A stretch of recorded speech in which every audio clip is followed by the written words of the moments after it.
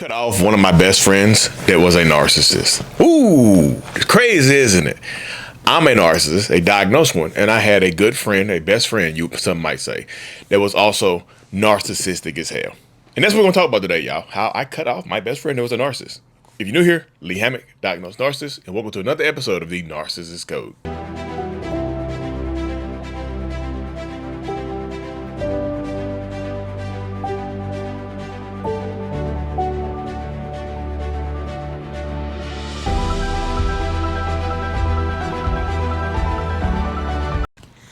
So boom, welcome back, folks. Welcome back. Yeah, y'all seem to like these story times. The last one did pretty decent about how I came home when my wife was gone. Go check that video out if you haven't. But yeah, man, I've also had friends in my life that were highly narcissistic, not diagnosed. I'm the only diagnosed narcissist that I know around, right? The only diagnosed one. There are some ones around me that are not diagnosed. So I'm not gonna use anybody's name in this video, but just to go ahead and say, I would just call this person Cliff. Like Cliff Paul, like CB3, Cliff. So me and Cliff used to work together, right? We worked together. We met through the same industry that we were in. We became really, really close, really, really tight, talked all the time, had business together, did a lot of different things together. I would call it a friend bomb. Right, we friend bombed each other. We were both new to the industry, both new to this space. So we tried to figure out, like, okay, we're cool. Let's grow together. Got it? Good.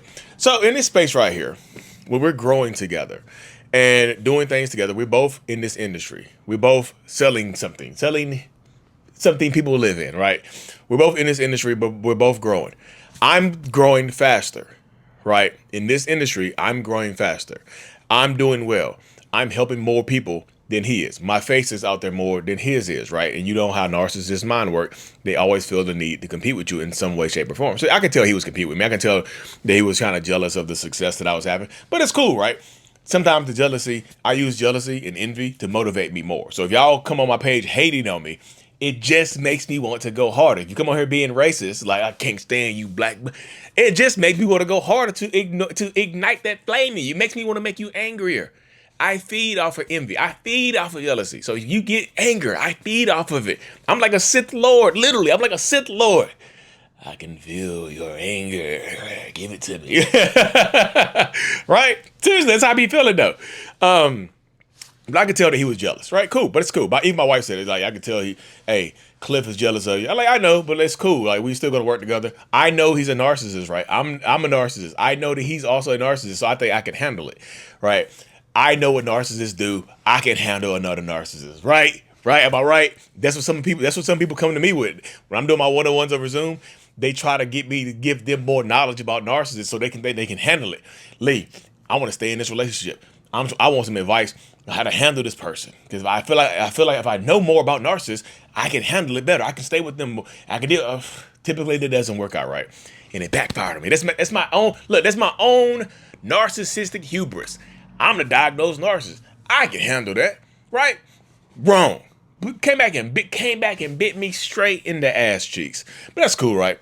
So as my business grew, I used his business stayed pretty much the same the whole time. As my business started growing bigger, I brought him in as a partner in my business. So we were like literally partners. Cause I lived in a different city. I like, hey, you can help me with people in this city and I can do stuff in this city. We can grow together. We can expand this business. We can have this team, right? So we were having this team together. We were building this business together, doing a lot of different things. Except he was like, I'm just telling you. He, just like a lot of narcissists, he just wanted prestige. He didn't really want the business part of it. He just wanted to make it seem like he was busy.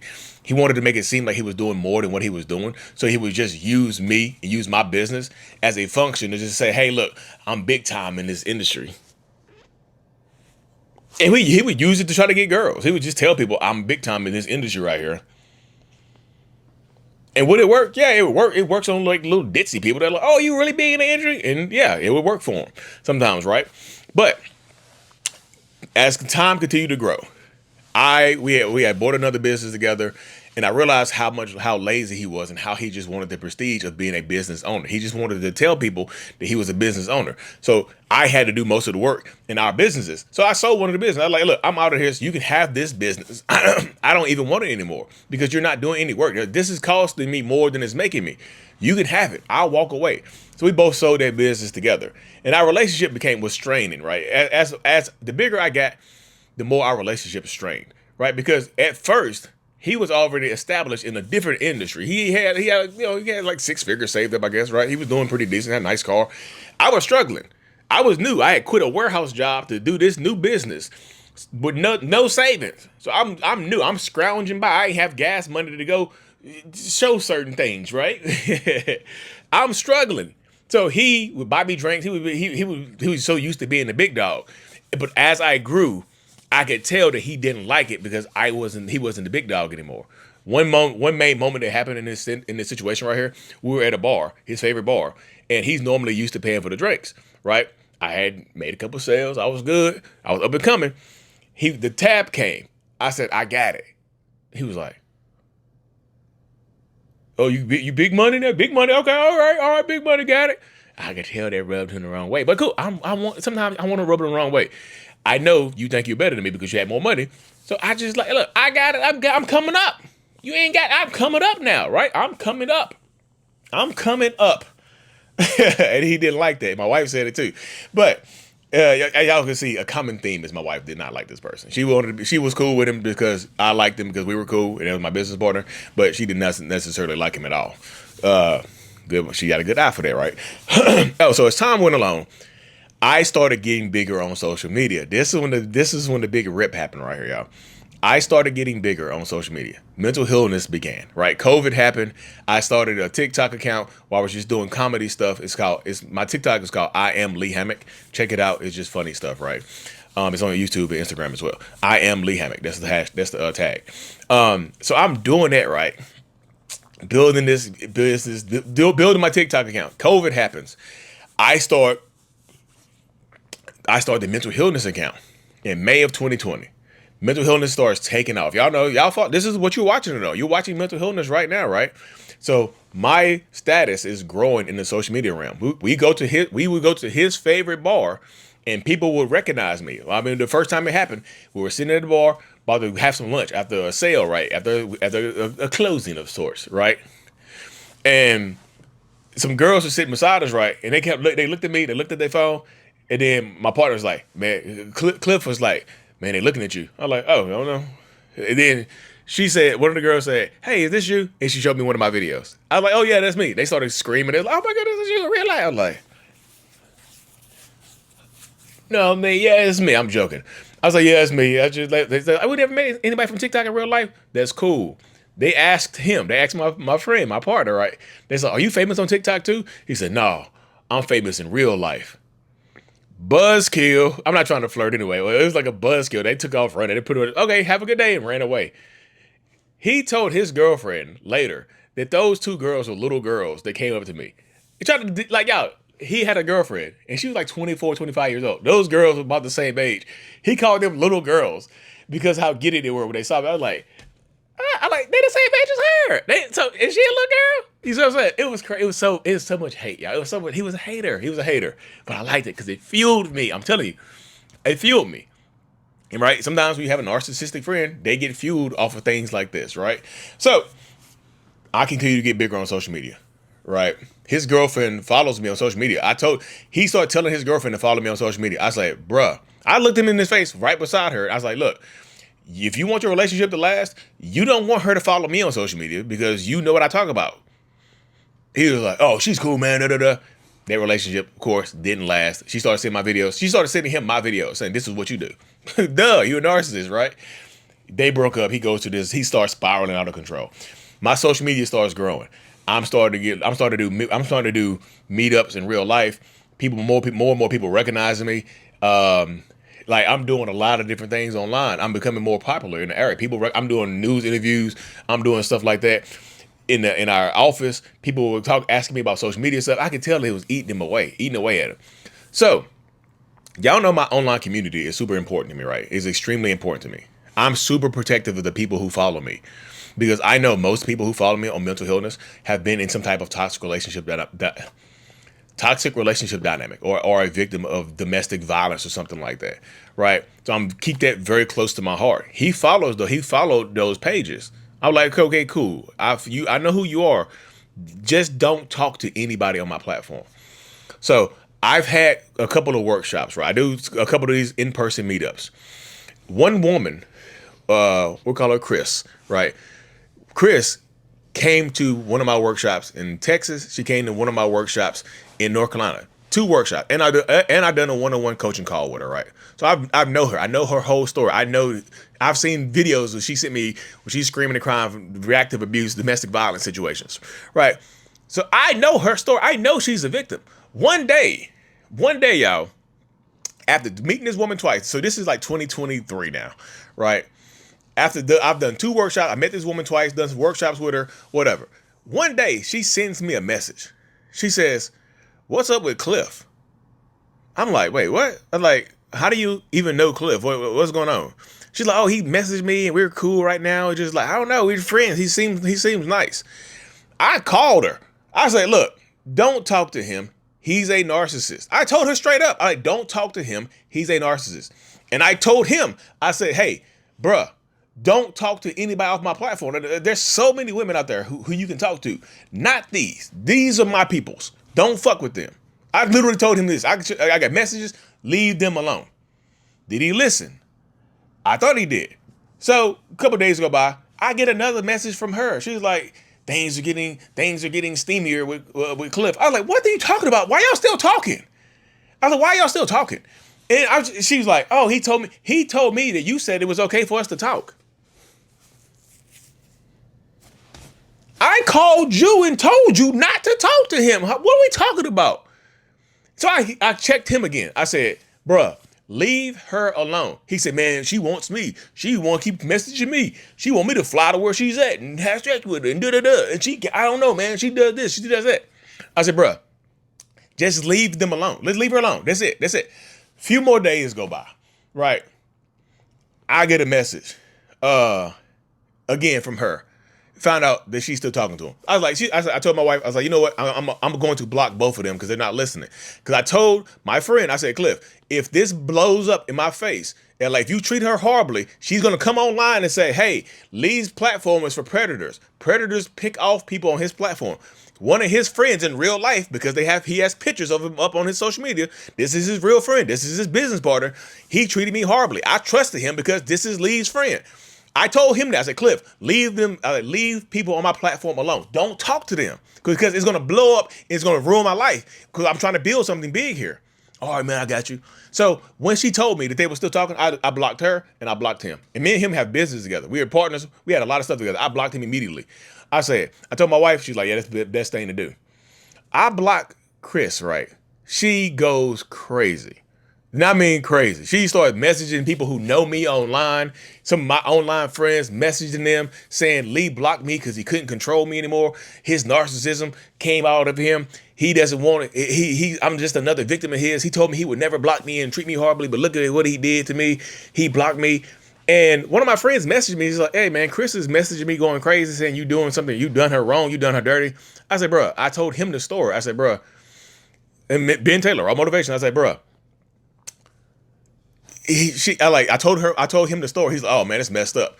I said, and he was kind of being the intermediary, like the middleman. I said, have her send you the screenshots of whatever he said to her, and I'll unblock her and I'll talk to her.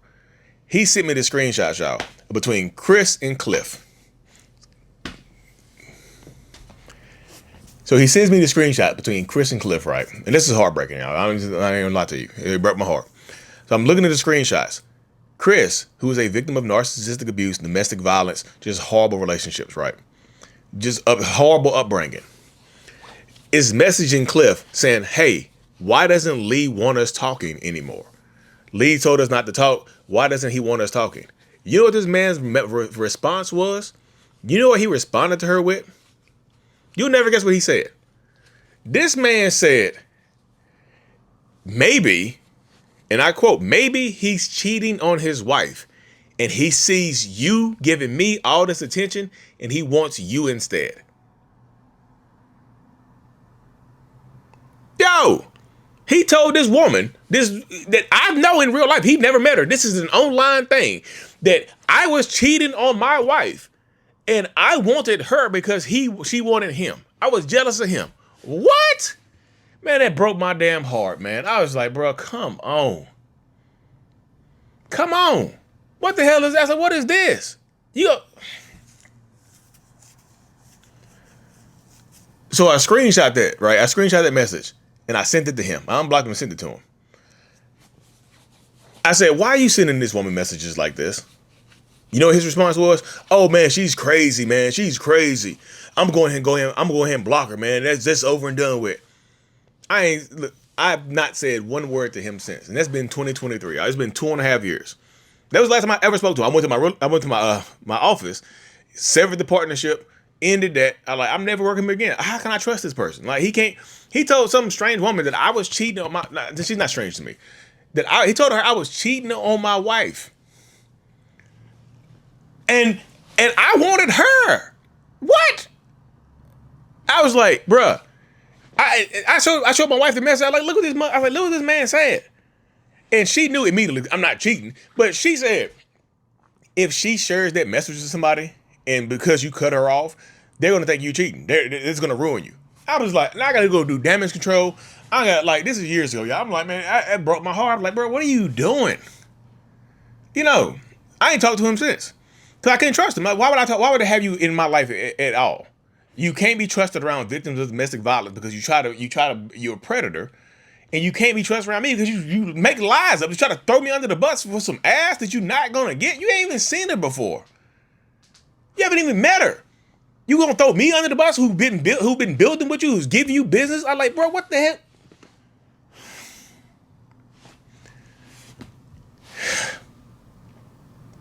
That betrayal was real, y'all. It was super real. And that's not even one of the worst messages he sent. I went through the whole conversation. She sent me his whole conversation from beginning to end, and it was just the worst thing I've ever seen.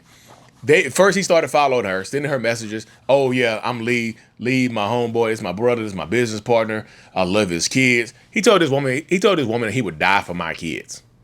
He said I would die for his kids. He knows that. What? You would die for my kids, but you lying about me cheating and shit like that because you want that? I want her, huh? And so she was like, oh, Lee's a great friend too. He's a friend to me as well. He's like, well, now you got he said, Cliff told Chris that she has another brother now. He said, well, you have another brother now because he's just like my brother. It went from being brothers and talking about business to a few messages later, he's talking about I want you. I need you. Predatory shit.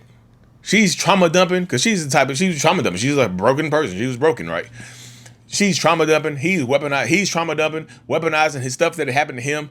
Talk about he needs her, he wants her. I'm like, bro, come on, man. You know what? The crazy thing is, I'm not even mad at dude no more. I was brokenhearted. The betrayal was crazy. And I went no contact. Y'all see? I'm like 2.5 years no contact now. No, it's almost 3 years now. It'd be 3 years in I think February. But it's like, the betrayal is crazy, but I still got love for the dude. I like no hard feelings. I just can't be around you. I got love for you. I can love you from a distance. I don't wish bad on you. I love you. And it's like, that's it. That's it. I got love for you, but I can't be around you because I can't trust you. You're not trustworthy. If you're willing to lie to this person that you've never met online for her to send you some nudes or have some phone sex or something like that, if you're willing to lie to a person online about me you never met, you'll definitely lie in real life for some ass. You'll definitely make some shit up in real life for some ass because you weak. You're weak. You lustful, right? You're way too lustful. You're way too weak. You can't be around me. How? That's crazy. You know what I mean, y'all? So I had to cut him off. It's been 2.5 years, almost 3 years. And like I said, if I ever run into him again, I was just like, man, you can't believe you did that. No, I'll shake his hand. Love you, bro. I just can't be around you. I can't trust you. Why can I be around people that I can't trust? My wife definitely don't trust you. So if I try to be friends with you again, I would strain my relationship with my wife. For what? For it to be down in the future for me to regret it? Like, no, man. I got love for you. If you ever watch this video, I got love for you, bro. I do. I love you. I absolutely do love you. I just can't trust you. I just can't be around you. This is the way it is. You did that. I didn't do anything. All I did was grow, right? You could have grown with me. You refused to grow with me. You try to stop the growth. That's crazy. Try to dig up my, try to dig up my roots. We were trying to grow together in the same pot. We were trying to grow together in the same pot. Man, try to dig up my roots and throw me out the pot. That's crazy, man. Anyways, y'all, if you have a friend like that in your life, you feel like is jealous of you, they're trying to hold you back, they will ruin your life at any minute. It's okay to create some distance with that friend. It's okay to push that friend away and love them from a distance. It's okay to talk to that friend less, because they would talk to you less if the opportunity presented itself. They would throw you under the bus if the opportunity presented itself. They would ruin your life if the opportunity presented itself. You see what I'm saying? It's important to understand it's okay to choose you. It's absolutely okay to choose you, y'all. Anyways, if y'all like these stories from my real life, or what I got coming up next is 2 people have sent me their stories in to mentalhealness85@gmail.com. And I'm about to use their stories to tell a story time just like this. Not any of the animations, just straight from me to you. Story time just like that. Telling their stories just like I just told you mine. Because I got stories for days, but I'll run out of stories of my own. Send me your story, I'll tell it just like this. And what y'all think? Hit the subscribe button, leave a comment, let me know what you think. And as always, y'all, make sure you follow the Mental Healness Podcast page as well. Mental Healness Podcast. Check it out. My interviews and stuff are over there. Peace.